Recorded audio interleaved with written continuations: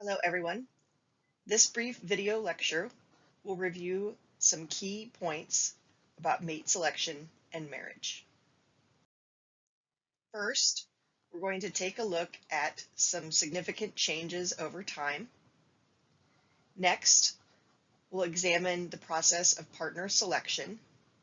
And finally, we'll review the changes from marriage as institutional to marriage as individual. First of all, it's important to note that when sociologists talk about partnering and union formation, we need to keep in mind that a union is a stable, long-term, intimate relationship between two people who live together, but who may or may not be married. This is a broader definition of unions and partnering than we have taken in some previous decades. But prior to 1960, in a lot of Western nations, and certainly amongst white middle-class Americans, marriage was seen as the only socially acceptable way to have an intimate partner and raise children. You need to keep in mind that families have been diverse since they began, and depending on the culture, the income level, socioeconomic status, those kinds of factors, families have been structured differently. But we are focusing here on American families. And so prior to 1960, most other alternative ways of union formation and partnering were seen as unacceptable. In the 1950s, any kind of childbirth outside of marriage was highly stigmatized. A pregnancy forced a marriage. Living together outside of marriage, or what we call cohabitation, was also scandalous. But people were getting married at much younger ages. In fact, the teen pregnancy rate in the 1950s was more than double what it is today. That's because it was very common to be 18 or 19 years old and married and pregnant. So just a few things about how times have changed, just some broad themes. Parents have less influence over mate selection than they once did. And we'll talk about this here in a moment when we talk more about courtship versus dating.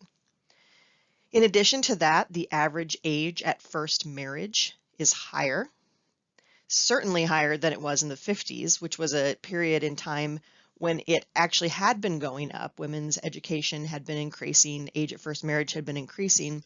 And then in the 50s, both of those metrics plummeted. So women started getting less years of education on average, and Americans were getting married at younger ages. Since the 1950s, average age at first marriage has climbed pretty steadily, to the point that most people now are in their mid to upper 20s when they marry for the first time. The proportion of unmarried people living in America has grown. We have we have more single Americans now. These are people who are living alone. It may be that they aren't married yet. In some cases, it's that they have been married, but they now live alone because they've been widowed, or they could have been divorced. But the percentage of the American population that is unmarried at any given time has grown. There's also considerably less stigma attached to childbearing outside of marriage now than there once was. And the role of marriage in personal life has weakened, which is to say that you're no longer considered to be a failure as an adult human if you don't get married. We recognize that people can remain single their entire lives and have rich and fulfilling experiences and lives, and that they are not considered to have accomplished less or done less or been less happy just because they remained unmarried. Okay, so in the 19th century, 1800s, the process of mate selection was primarily done through what's known as courtship. Courtship is a publicly visible process, very important, public visibility, and there were a lot of rules and restrictions that governed interactions during courtship. Parents watched over carefully and even participated in the process of courtship. Young men and women who were casually acquainted, that is to say they were not in a long-term serious relationship were only to be seen together in public and in groups. There was, again, a lot of stigma attached to being alone with someone of the opposite sex if you were not in a long-term committed relationship with them. So in general, anything short of engaged to be married or married meant that you needed to be a little bit careful about in what circumstances you were seen interacting with someone of the opposite sex. Courtship declined in the 20th century. So after 1900, remember this is during the Industrial Revolution. So there's a lot of migration of Americans from rural areas into cities and the rise of industrial capitalism. This meant a couple of things. First, standard of living was increasing across the board. We were also seeing a lengthening of the life stage known as adolescence. Childhood and adolescence were not originally seen as different life stages, but the advent of schooling and pulling kids out of the family workplace led to seeing them as being a little bit different. And then eventually we would lengthen that to where we saw this stage between childhood and adulthood of adolescence. And so that's a period where you have more independence and autonomy than children, but you're not fully an adult. And so what that meant was there was a process of gradually passing responsibilities and independence on between, childhood and adulthood. There was also an increase in mobility and range of choices for Americans. So what all this means essentially is that people are no longer fully dependent on their parents or their family business in order to make a living.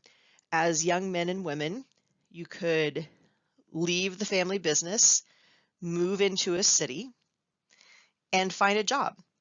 And you weren't necessarily beholden to the expectations of your family. So this provided a lot more independence. We know that industrialization generally comes with the increased standard of living across the board, but this also freed up spending money. And so people who don't rely on their extended family or immediate family for their survival and their well-being, that gives them a great deal more independence. So that led to a transition, generally in the 1960s and, in the early 1900s, that led to a transition from courtship toward dating. So what this did, you'll remember just a moment ago on the last slide, that a lot of the transition from courtship to dating was driven by economic transitions. So increased spending money, increased ability to make a living without being reliant on your family, and increased independence as a result. So this puts courtship in that economic context. And it actually shifts the balance of power to where instead of being a woman in your parents' home, deciding whether you will or will not accept a gentleman caller who is courting you, now men have the spending money in general, and they're the ones inviting or asking women to go out on dates with them. It also shifted the balance of power from parents and extended family who controlled those means of making a living, access to a career or a job or a livelihood, toward the teens and young adults who now were able to get their own jobs and have their own spending money and control a little bit more of their own destiny. Then in the 1960s and 1970s, the dating system became a little bit less connected to marriage. We see a sharp rise in premarital intercourse. Cohabitation becomes more common. Again, living alone, being single, divorced, widowed become more common. And we also see the internet emerge as a significant way in which people find potential partners. We also want to note that most of what we're talking about here refers exclusively to heterosexual couples. And obviously part of that is because homosexual partnering was not seen as legitimate for some of this period of time. But today, it is seen as more acceptable. And in fact, more than 60% of gay men and women have reported meeting partners on the internet. So this is becoming more of a legitimate way to meet a long-term partner. So when we talk about mate selection, we also talk about what's known as the marriage market. You could refer to this also a little bit as the meat market, somewhat tongue-in-cheek. But the marriage market refers to essentially a marketplace for mate selection.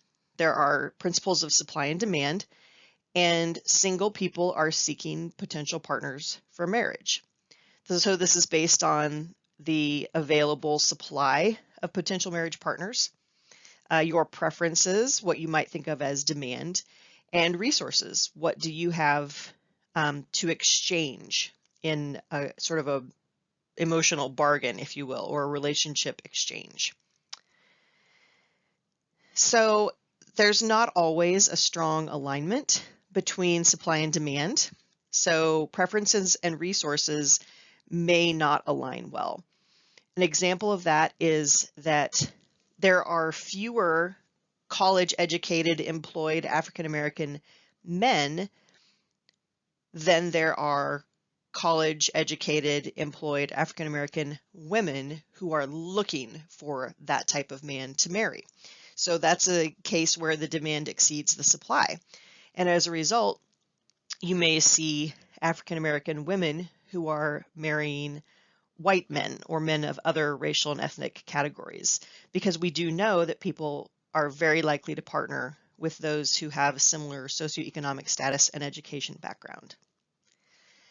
In the marriage market, the original bargain or exchange was what's known as the specialization model, where women tended to specialize in housework and childcare, domestic duties, and men specialized in bread earning or paid work outside the home. So you would exchange what you had. Those were your resources. If you were a woman, you could offer domestic work and childcare. And if you were a man, you could offer the breadwinning, the ability to put a roof over your heads and food on the table, so to speak. So that's what you exchanged. Today, we tend to use more of an income pooling model, where both partners work outside the home for pay and they pool their resources to meet the needs of everyone in the family unit. This is reflective of more acceptance of women's work outside the home, as well as a prolonged stagnation of men's wages. Men's wages have been stagnant since the early 70s. So we're talking about 50 years now, 5 decades of wage stagnation for men, which means that men who are in the marriage market have fewer resources to exchange, or some men have fewer resources to exchange, which makes it more difficult for them to find a partner.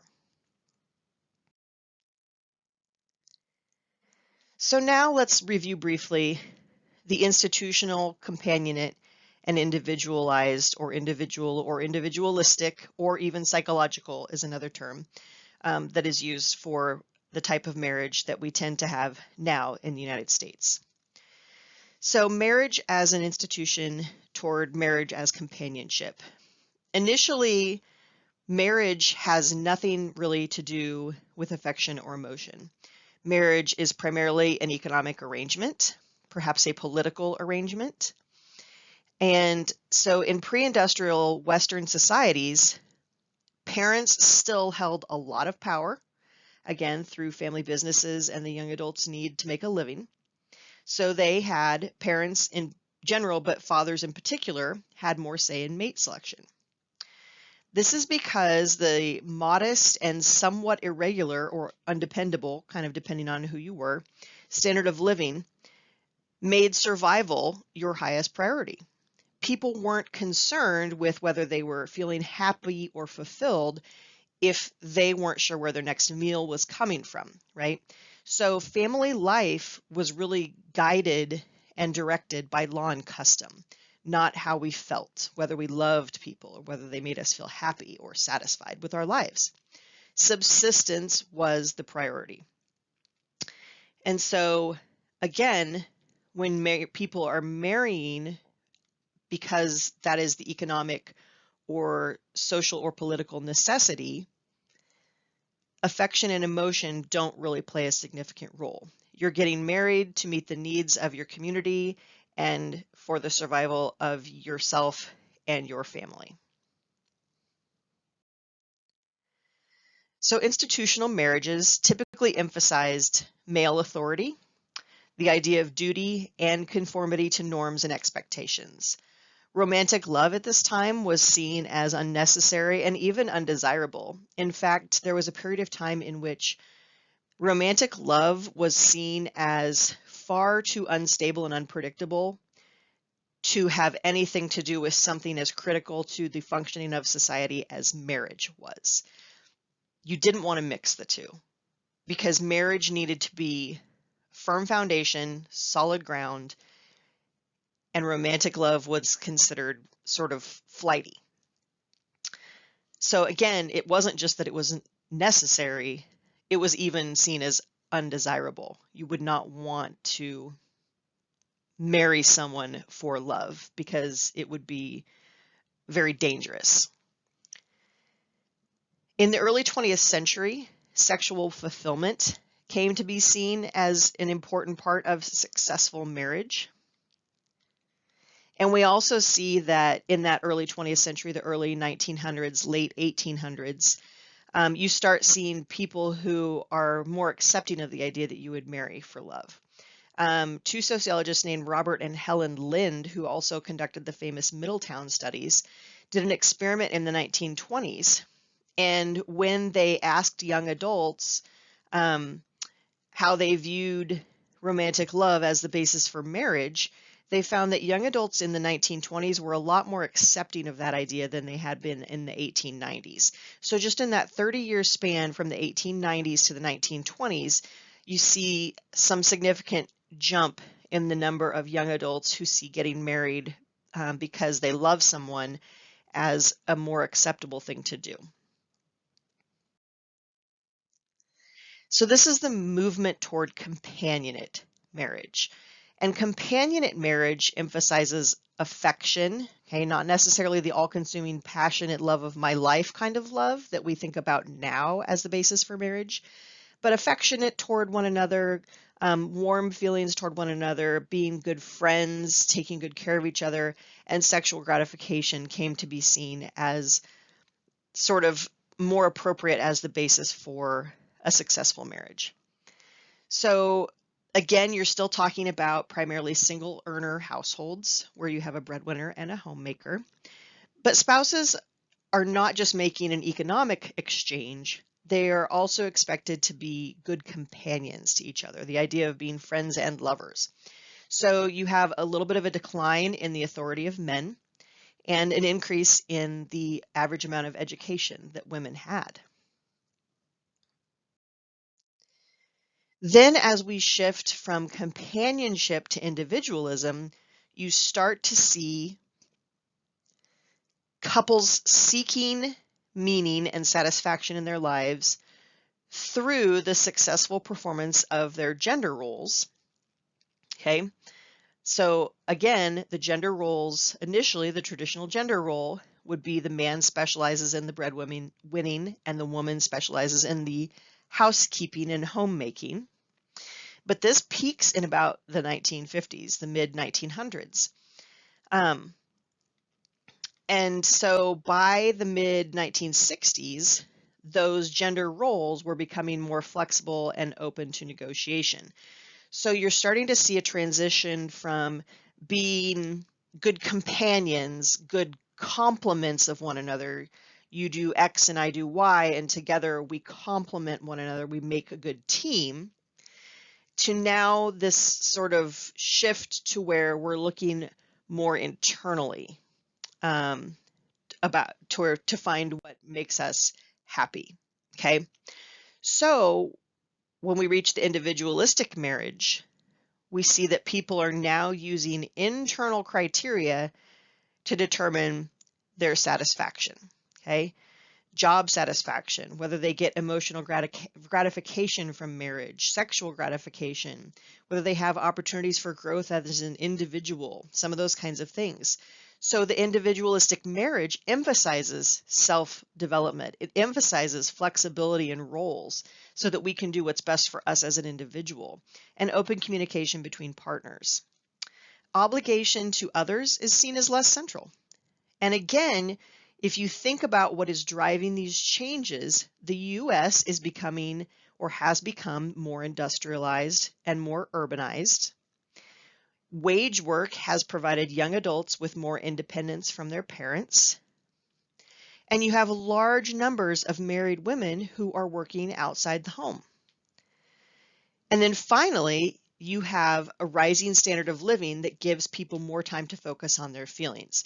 So people who are relatively secure in their economic well-being, their ability to have their basic needs met, shelter, food, clothing, etc.